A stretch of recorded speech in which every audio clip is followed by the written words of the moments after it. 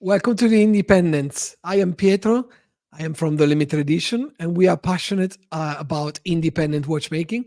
We try to bring week in, week out the best characters, personalities from the world of independent watchmaking. And today we're on a mission to actually give a bit of a masterclass, as we will have master watchmaker Bernhard Lederer explaining to us in details his strive to achieve chronometric accuracy and in decades of work. At the same time, we will also unveil the link with some of the most historical watchmakers of the past, in particular from Breguet through George Daniels to Bernhard Lederer. So, but without giving you too much anticipation of what is going to happen, let's delve into the world of Bernhard Lederer.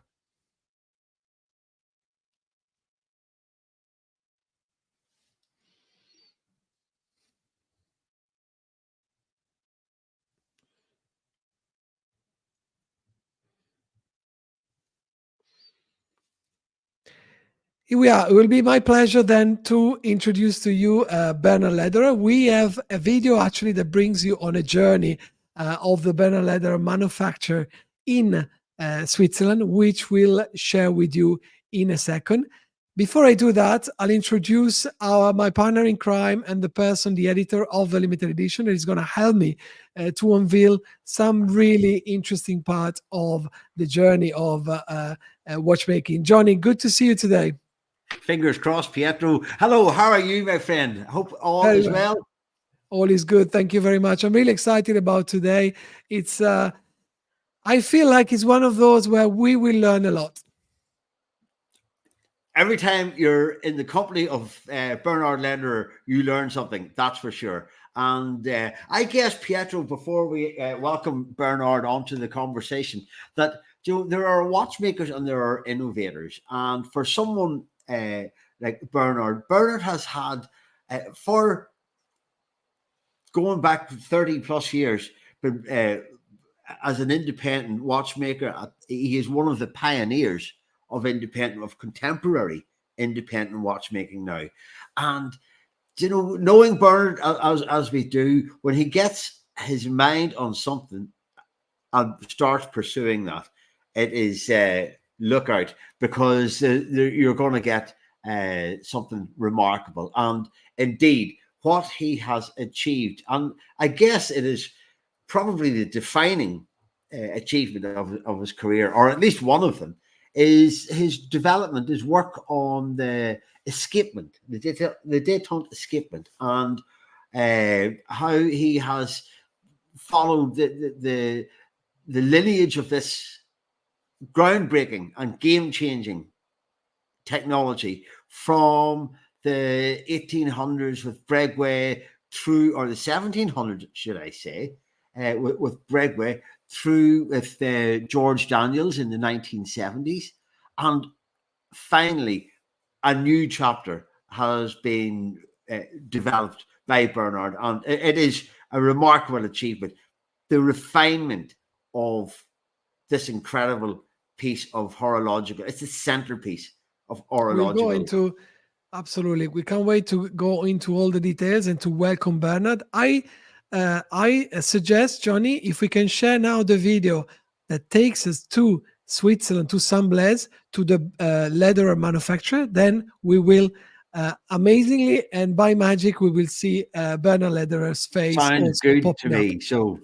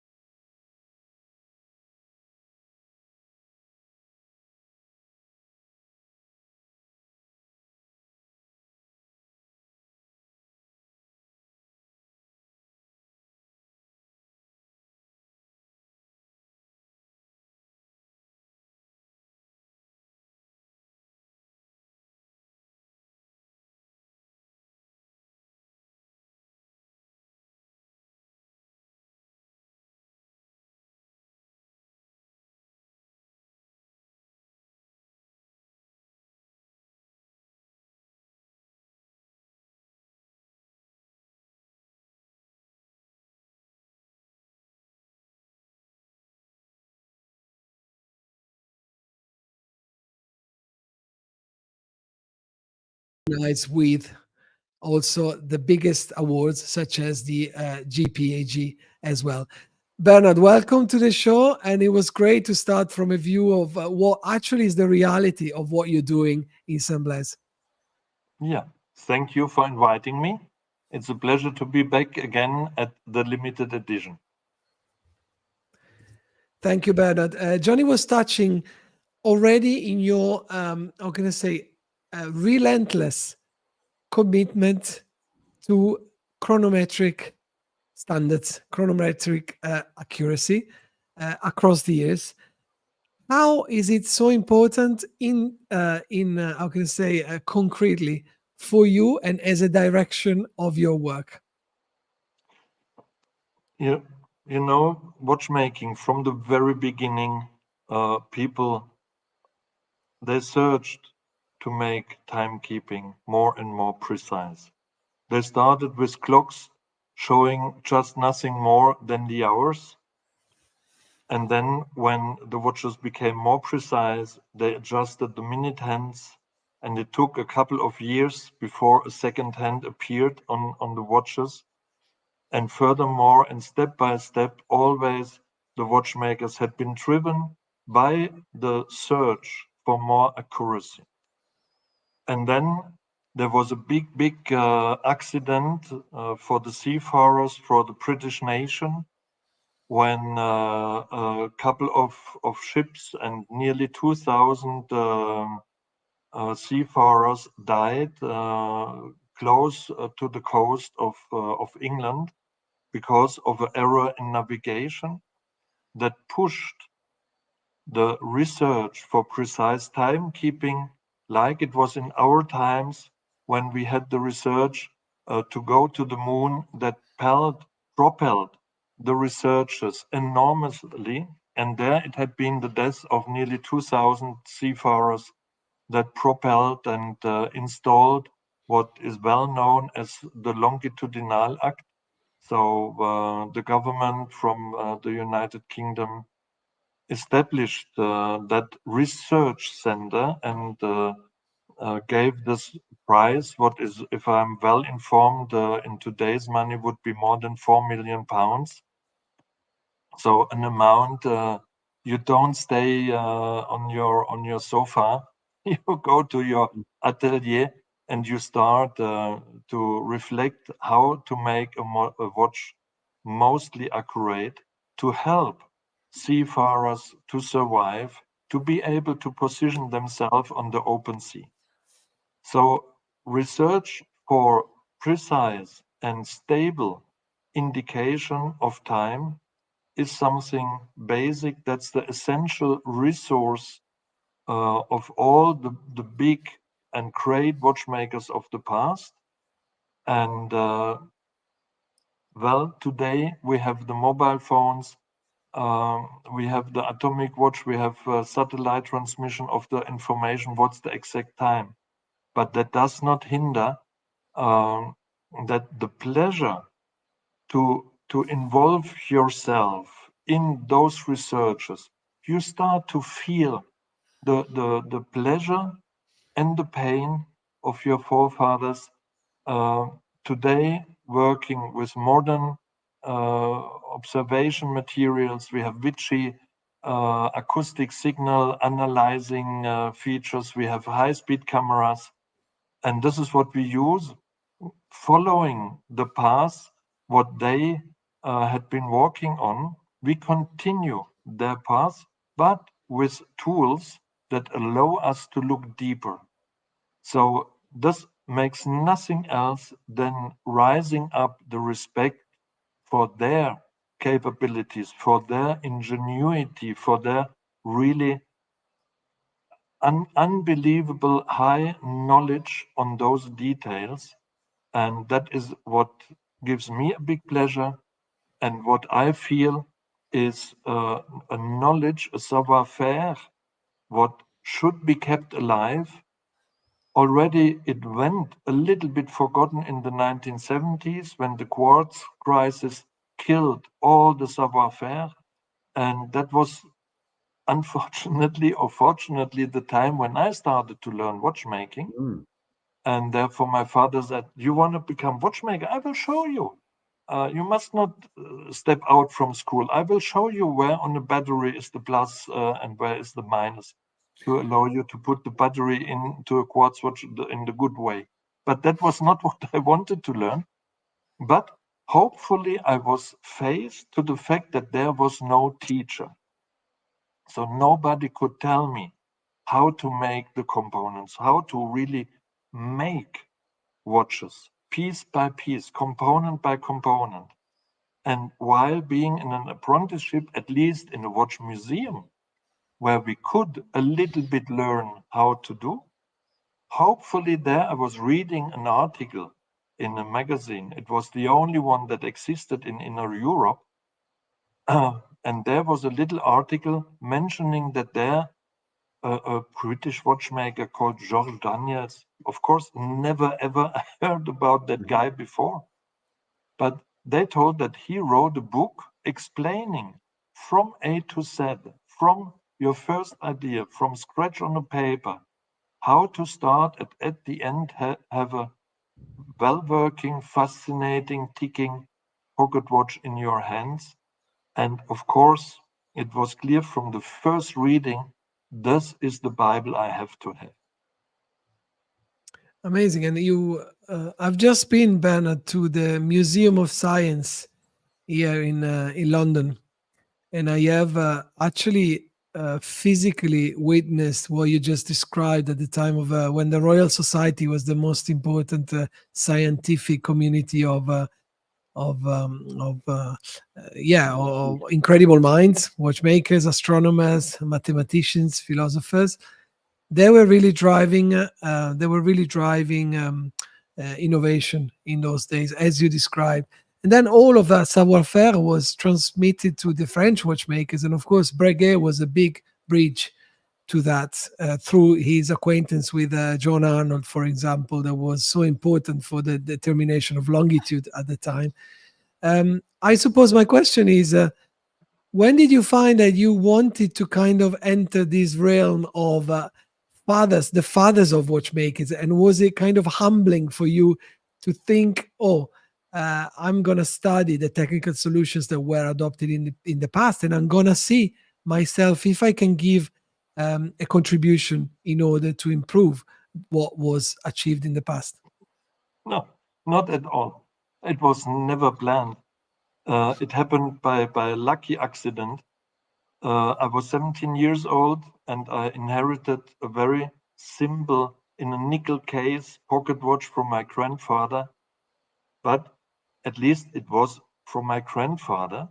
And I have, you must know that I have a constant malady. I have an illness what cannot be healed. And that's called curiosity. I'm curious all my life. I want to know what is working, how, what functions, in which way. And having that curiosity, of course, I wanted to know what is inside. Where does it come that you turn a little crown and at the end, this mechanism shows you accurately the time. And I was so afraid that my curiosity will kill the movement that I decided first to go to a library and borrow books, start reading about watches in order to avoid destroying my heritage. So it was a lucky circumstance that I struggled with a book where the author is explaining why he became a watch collector. A book giving you a very, very nice overview about all the developments in watchmaking, how it came from sundials over the first mechanic watches. It really gives you a first idea. But most important is the foreword, where he tells why he became a watch collector.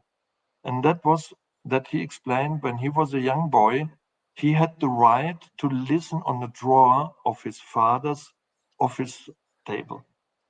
He had the right to listen on the drawer and play the game with his father to find out which watch is today in the drawer. His father always put another watch in, and he collected escapements. So once was a verge escapement, another day a chronometer escapement, a cylinder, deadbeat, whatsoever, a duplex. And this author, he described that this fascinated him so much. And yes, it gave me so big doubt. I wanted to know if that is a very nice fairy tale or if there is a real substantial truth in that story.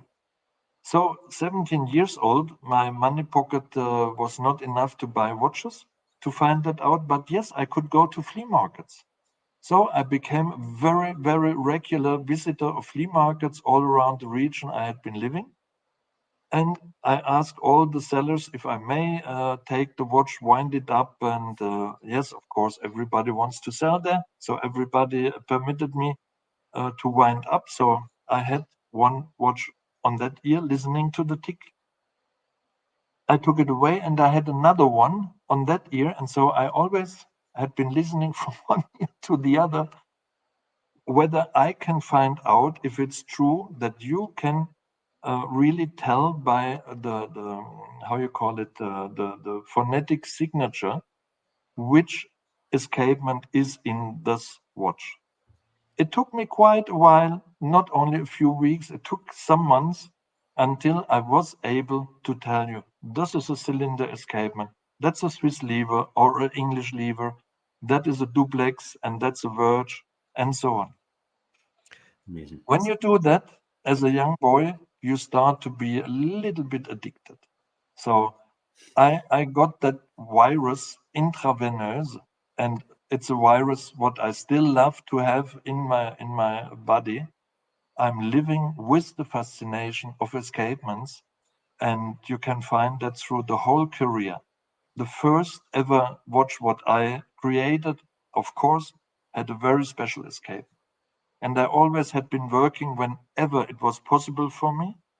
Of course, professional life is forcing you to earn money. You want to have your family, you have to look for the earnings. So I was working for other companies, developing movements for them. They did not want to know anything about escapements, but my heart was beating for that. And then came the moment, being so deep all my life in escapements, collecting escapements, learning, reading, analyzing. I made a big, how you call it, an Excel sheet, how to analyze, how to classify the different escapements. So if you are so deep inside, there is no other way than to make something with escapements. And then there was a very, very special thing with Georges Daniels, because there was a moment when I wanted to give up. It was a hard time for independent watchmakers in some 30, 40 years ago. It was a very, very difficult earning, different to today. So I'm happy for all those young, new independent watchmakers. They had been born in a very, very prospective way, but it was not at my time. So I was on the way giving up, and it was Georges Daniels who told me, "Boy, you are good. You have to stay in that profession."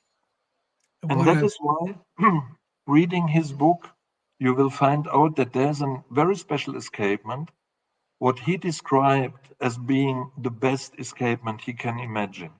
And that is his independent double wheel escapement, his further developed natural escapement that had been invented by Brugge. So Daniels modified This is completely.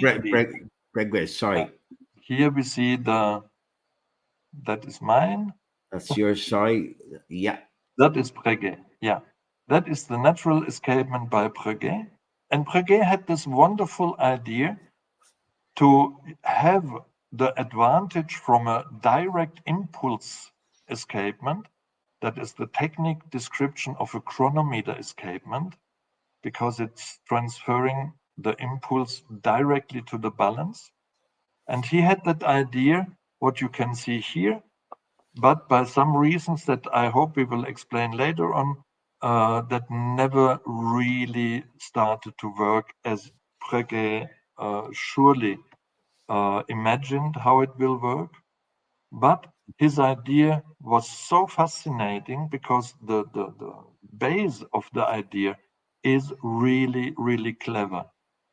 The advantage of a chronometer escapement to combine it with the solidity of a Swiss lever or of a British lever, that was the idea of Breguet. Voila. And Daniels, he Absolutely. had, so I'm Daniels just had wondering, the idea how to get it running. I will explain later on. I just want to close that reflection. Daniels had the super idea how to get it working. And he is writing in his book that this is the best escapement he can imagine. But unfortunately, it is so delicate in tolerances that it never ever will be possible to put it to a wristwatch. Yeah, So, and the resistance to shocks is limited. and the resistance to shocks. And therefore, I felt this as a nice challenge, as a proof for me, just for me myself. And I wanted to make that for me to show, yeah, I really understood escapements, to go and take this challenge to get this was the big Pope, George Daniels, declared as being impossible to make that reality. wow. And this is So what we achieved. before, I think, Johnny, I know what you were going to suggest. We have an incredible video that is actually going into the details of this journey that Bernhard has just described. And maybe if we, yeah, Johnny, this is what you were going to suggest, I Yeah, guess. it's a graphic description of what Bernhard has been explaining. Unfortunately, it's not in Bernhard's voice, but there's voiceover on it. So we're going to disappear for a couple of moments while we run this video, and it explains the difference between the Breguet the solution, the Daniels solution, and finally Bernhard's solution. And then we can come back, look at more images, and talk through it with Bernhard. Welcome to the evolution of the natural escapement, a journey through time and innovation. In 1789, Abraham Louis Breguet revolutionized timekeeping with his de Ten escapement, introducing the natural escapement. However, he faced many challenges due to its weight and reliability. Decades later, in 1976, George Daniels developed the independent double wheel escapement enhancing accuracy. He succeeded with the creation of the two famous space traveler pocket watches, but his advancement remained still unsuitable for wristwatches.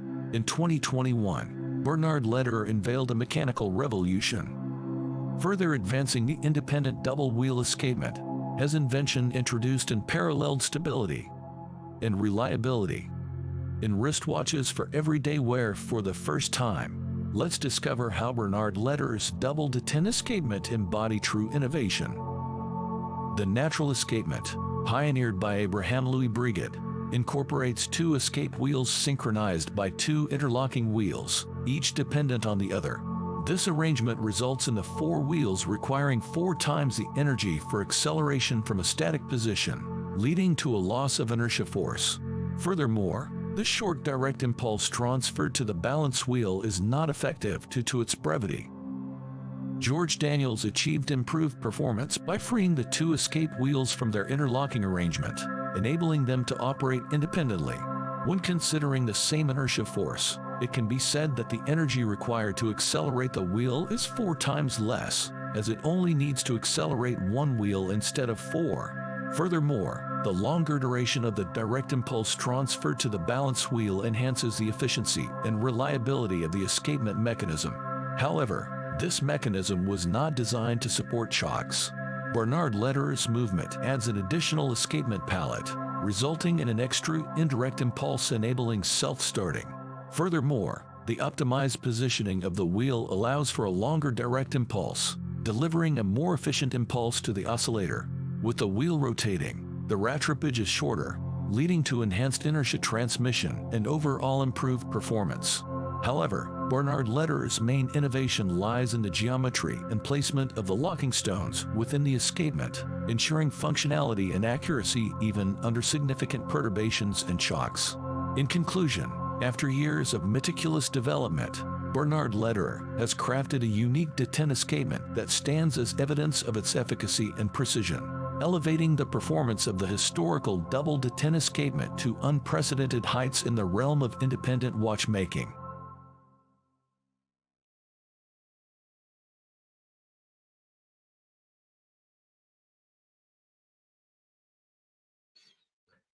So for those connecting only now, we are live with Bernhard Lederer, master watchmaker based in Switzerland, from Germany originally, of course, who's responsible for some of the most incredible innovations for what pertains the escapement, which is, for those like me that learned about watchmaking over the last 15 years, an escapement is obviously the regulating organ, the most important, the heart of a mechanical movement.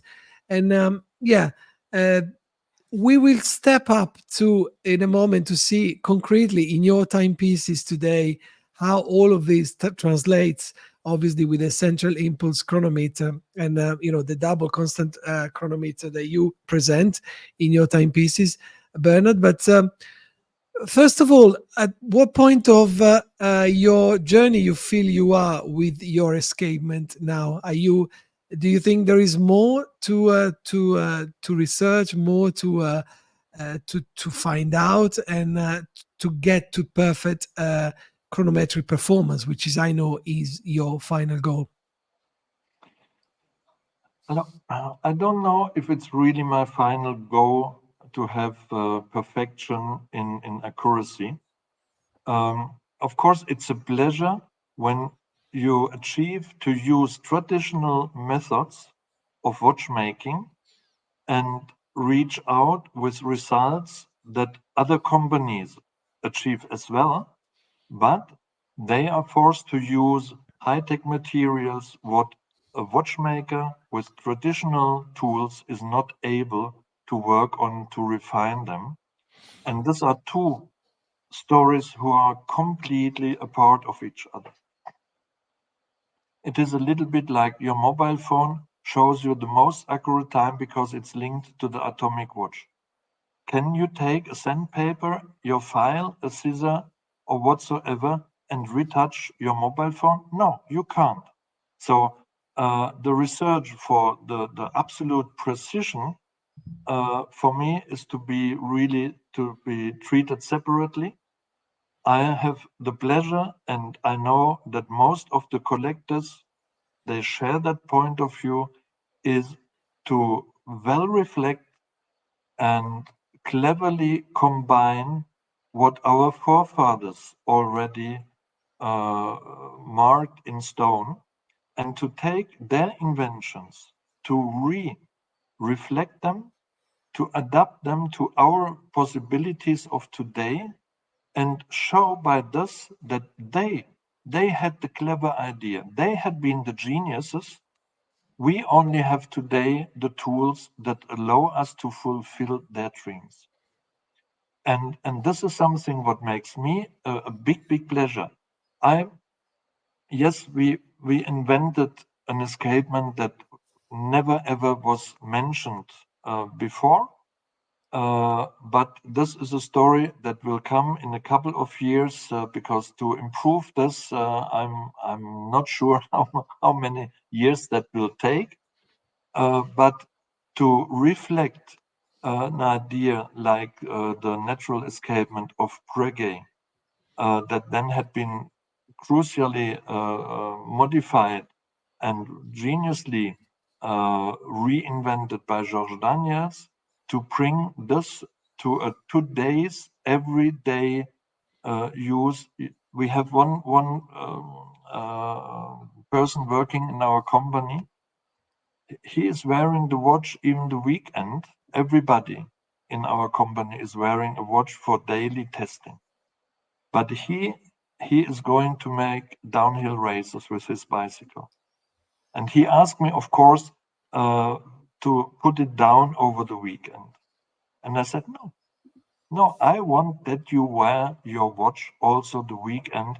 And he said, but you know what I'm doing? I said, yes. And that's why I want you to wear the watch. What else can prove better than a stress like a downhill race? If you play tennis, it looks very marketing fantastic, but in reality, you make a movement what is in a fluent. Your movement is in a circle. Closed. Yeah, you have to help me with the correct words. My daughter, she's playing tennis. She explained me because I said that must be a shock when you hit the ball. And she said, no, I just make a big turn with my arm. And yes, I hit the ball at that moment, but my movement always is very regular. What is really stress for a watch is something completely different. You go to the opera, you go to the theater, and at the end, you give applause. This is this abrupt stopping the movement. This is the pure stress for each and every watch. But don't stop clapping and give applause to the actors. They like it, they need it, and you need a watch that supports them. Normally, every watch is supporting that, but everybody told me, you make a chronometer escapement. Ooh, there I have to pay attention. They are delicate. They are very sensible to shocks and every kind of irritation. Yes and no. If you make them cleverly, as Breguet had the idea to do, by putting two detent escapements working, one from the right side, one from the left side, stabilizing one the other, then you have the advantage of a chronometer escapement with the solidity of a Swiss lever or English lever. This is the idea of Breguet. And today we can see that he was more than only right. He had the genius correct idea, and I'm happy that I can tell him after so many years, yes, it's working, even in a wristwatch. Yeah, Excellent. Yeah. amazing. And I suppose I mean these are how can I say, we're touching into history, we're touching into technique, we're touching into innovation. There is a lot to think about, and there is something that came to my mind. Josh Daniels was really adamant to spread the word and to get his innovation to be enjoyed, with a coaxial escapement, for example, by as many people as possible in the daily life, as you're saying now. And finally, he came to an agreement for Omega to obviously incorporate the coaxial escapement into their own mechanical movements. Do you see your escapement having such a potential to spread out from your fine watchmaking, this day, to somewhere in the future where it could be enjoyed by many, many more? And maybe we should start seeing the escapement as well on one of Bernhard watches of today, Johnny, as we discuss away. Yep. So, would you prefer to see a video? The little video clip that we have that illustrates Bernhard's escapement. Go for it. And Bernhard, feel free to answer the question about what is the potential of what you have, of course, secured now. I just explained what we see here is this now coming into action.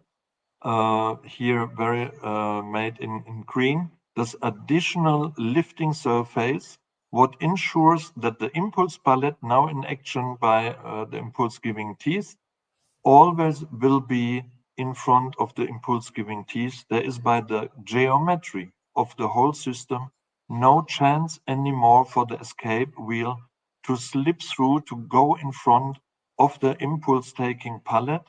Therefore, all energy of the wheel is for sure transmitted to the balance, and not as it could happen with the George Daniels escapement, but it did not happen in the pocket watches, but it would happen in a wristwatch. And that would mean that the whole energy will be brought to the end of Which the is, movement of the escape wheel, and that yeah, is quite a little bit of aggressive stopping. You can compare that you are sitting in your car and you are just a little bit more speed than the car in front of you. You will touch the car in front of you, and yes, you will transmit your energy to the other car. But if you make the same and you drive your car against a beton wall, then the destruction is very clear visible, even Yeah. if you had the same speed before. And that is the difficulty what we talk about. And I think we found a very nice solution for it. And to answer your question, if I can see this escapement in a, let's call it a mass production. No, I can't see that escapement in a mass production. I have to say, I do not want to see it in a mass production. But what I'm convinced, what I'm rather sure, is the fact that we talk about it, that I explain about my way that I went through, that may inspire the one or the other who is interested in watchmaking to take a closer look, maybe to join us to learn at our workshop and find his own way, and therefore keep traditional watchmaking alive. This is it's what I realistically can see.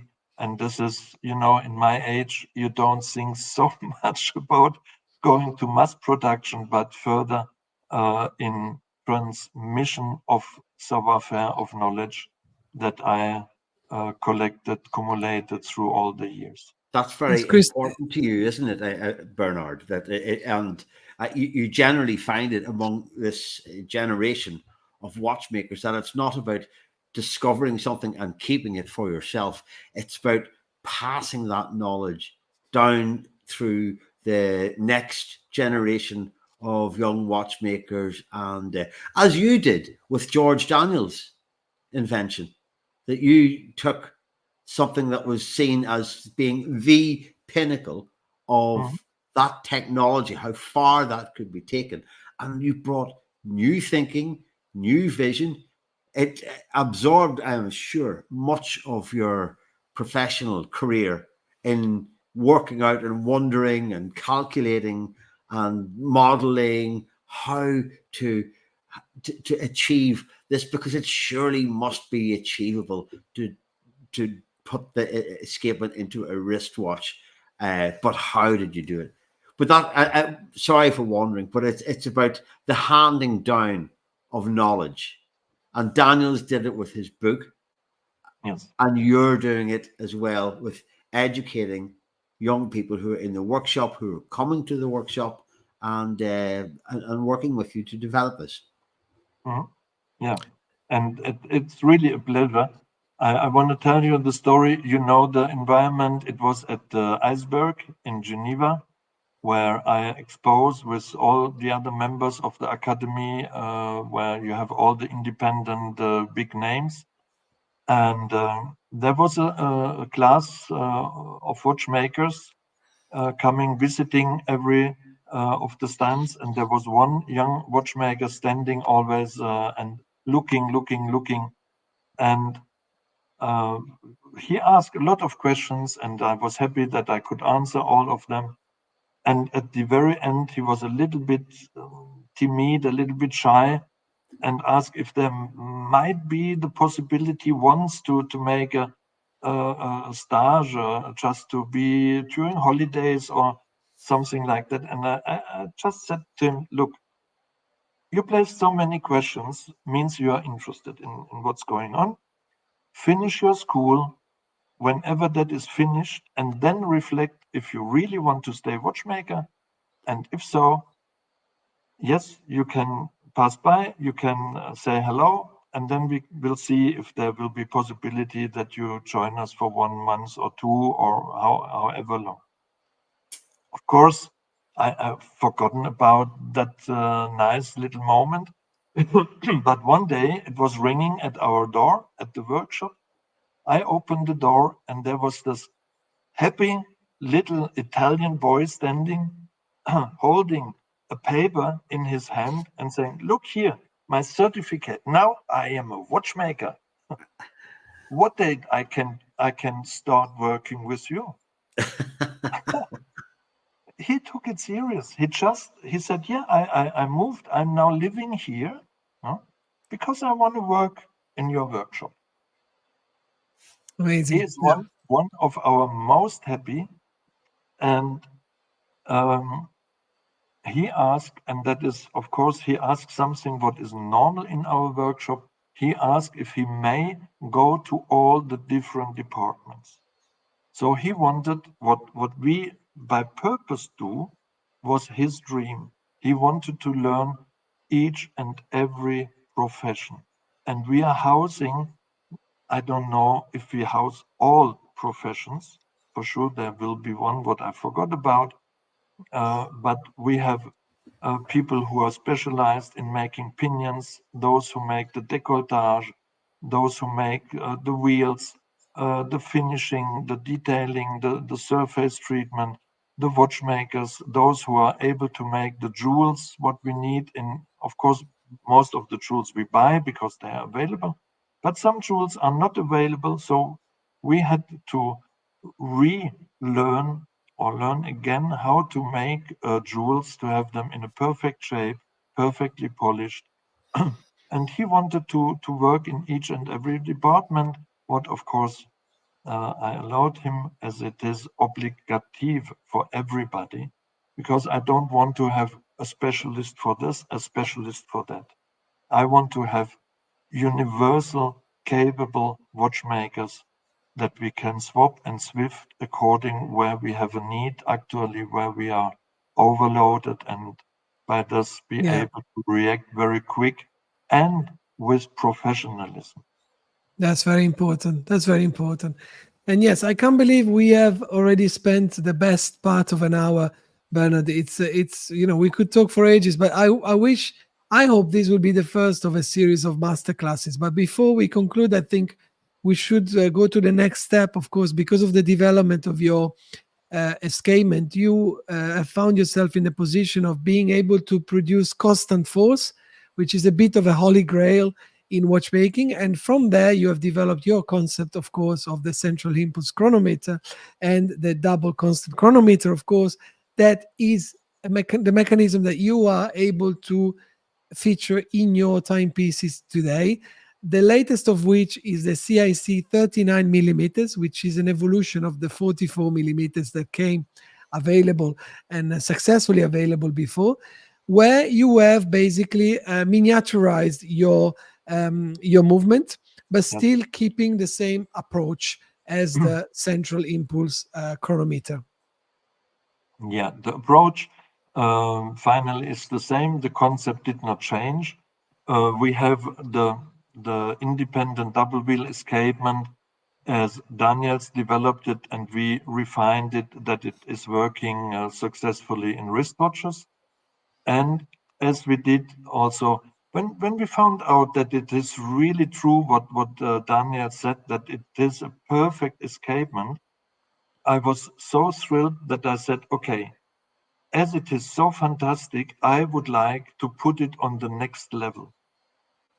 Means to give it a constant impulse. Because when you give the constant energy to the escapement, then you guarantee that the amplitude will stay stable, what is the base of precise timekeeping. So you have the perfect escapement, but yes, you are still influenced by the volatility, by the variation of the force, what is going through the whole line of wheels and pinions. And invented by Just Bürgi around 1600, but installed in a clock for the first time in a wearable watch. It was John Harrison who transformed the idea of a intermediate winding system called the remontoir d'égalité. So a winding to egalize the variation of energy between full wound watches going to the end of the power reserve. The system, what we use, has a sequence of 10 seconds. So every 10 seconds, we wind a little spring a little bit up. It's somewhere around 7 degrees only that we recharge this little spring. And during 10 seconds, it is evenly releasing this additional little bit of energy what we put it in. And again, after 10 seconds, again, it is lifted up on its level and then giving down the energy. Having the chance now that in the independent double wheel construction, you have 2 independent gear trains. That was the big chance that we had, and the opportunity to put to each gear train its own independent working remontoir d'égalité. To make them most efficient, we don't release them at the same moment, what would be equal to double the energy at the moment of releasing. So they would go from double energy down to 0, back up again to double energy. We decided to switch them by 5 seconds between each other. So if one is already on halfway down, the other is released and lifted up. And this overlapping of those 2 curves give us an even more flattened curve of force that is delivered to the escapement. And you can see that on our controlling measurement devices, that we have a very stable amplitude. Yeah. Bernhard, sorry, I cut you here because it's very interesting. So there are two elements of controlling the energy before, of course, with the remontoir d'égalité, before the energy actually gets to the balance, and then via the balance, which is your own balance wheel, which one of the characteristics is also the fact that this energy that has already been balanced out can be controlled again and furthermore by the balance wheel before then being finally released. We have the 2 remontoirs. No? I lift up the energy of one and I lift up the second one. I can release them at the same moment, then we have this delta. No? Or I can say, no, I only have this delta, and when this is going down, then the second is released. No? While this is going completely down, this is going down to the half. Now this is released. This is going down, this is on halfway, this is released. Voila. And therefore, we don't double it, going always down to 0 every 10 seconds, but we go halfway down when the other is released, and by this, making more even the release of the energy. And gives the CIC its unique audio signature. As well. You can listen to this click, 5 seconds later, clack, 5 seconds later, click. And even, you know how a little bit crazy we are. The first watches, what we made, we had no chance to have the glasses directly made by sapphire crystal. First, they cost a fortune. Secondly, we could not find a supplier at the beginning. So to test our watches, we made the sapphire crystal for the case back by plexiglass. And plexiglass is like when you have a guitar or a violin, it is reinforcing the noise of the movement. And by this, we could listen very loud, like a loudspeaker. It is working, the plexiglass. We could hear the ticking of the watch, and we could hear this click and clack. And we said, oh, this is so pregnant, this phonetic signature of the Central Impulse Chronometer. Why shouldn't we look how the different flywheels would react and producing different noises. So we design different forms of flywheels, what make this noise of releasing the remontoire, and we put them to watches. And again, little Bernhard was listening here, listening there, to find out which flywheel gives the most nice sound in our Central Impulse Chronometer. It makes a difference. You must be a little bit scared to do things like that. Yeah. But I love to go to these details. Huh? If we work, why not to work with pleasure? Yeah, your pursuit of perfection is admirable. I wonder, I imagine it has always been part of your personality. And but you know, Pietro, you said about how time is flying here. I feel that we have barely even started this conversation. No, it's the same here. We have the series of questions, for you, Bernhard, that is infinite. We will have to be online.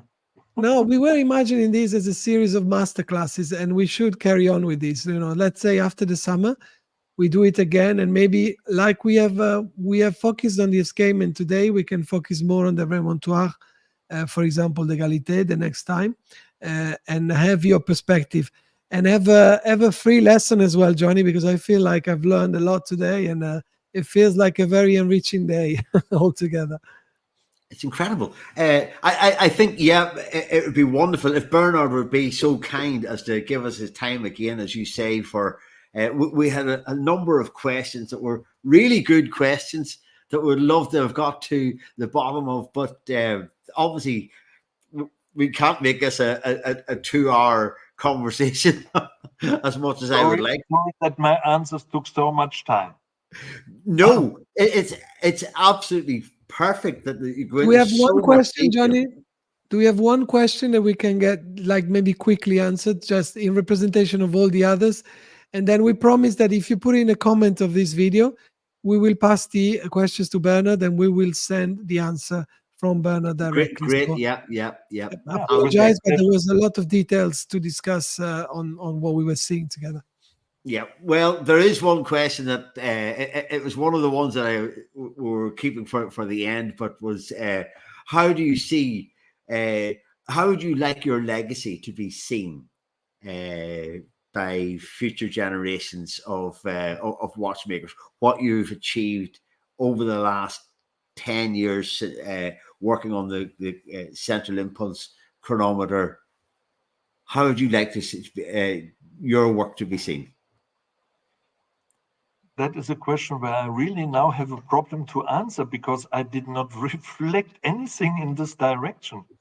The most important is, I do that, that I have pleasure. I love to work on escapements. I love this challenge. And yes, escapements are really, really complex, and they can hit you the back at the moment when you did not expect it, and you have to restart from zero again. But this is what fascinates. This is this challenge, and I did not reflect what I would like that other than see in the past about my work. I think most important is that there are today people out there that appreciate what I'm doing, that do share the passion to go into the heartbeat, into the heart of what makes a watch alive. And if there are some people around that share this passion, then I'm well surrounded, and I'm happy to continue my work. And we had been in an exhibition a couple of days ago, and there I had the big chance to be in direct contact with watch collectors, and to see their fascination, to see how much they love and appreciate and look for the watch. And everybody who said, it's so beautiful made, I want to wear the watch the wrong way around. that makes that. And you can makes, now with the inverter execution as well. Of course, there is out there as well. We didn't have the time to show it, but I think Johnny would have a little snippet for us to see, and you'll find it soon also on the limited edition website, as we can call ourselves official partners of Lederer watchmakers. And it's been an absolute pleasure, Bernhard, to have you with us. Thank you for your time and your patience to let us understand the technical concepts behind years and years of studies, research, and sweat that you had to put on the bench, on the watchmaking bench. I am truly admired, and it's an honor to be able to call you our partner and to have these conversations with you. And thank you, Johnny, for setting this up with Sam in the background as well. If I only could explain everything in an easy, understandable way, that would be what is my wish. Also for further masterclasses, if I have to train to explain more fluently, please tell me. I will do my best. It was amazing. It was perfect. Yeah.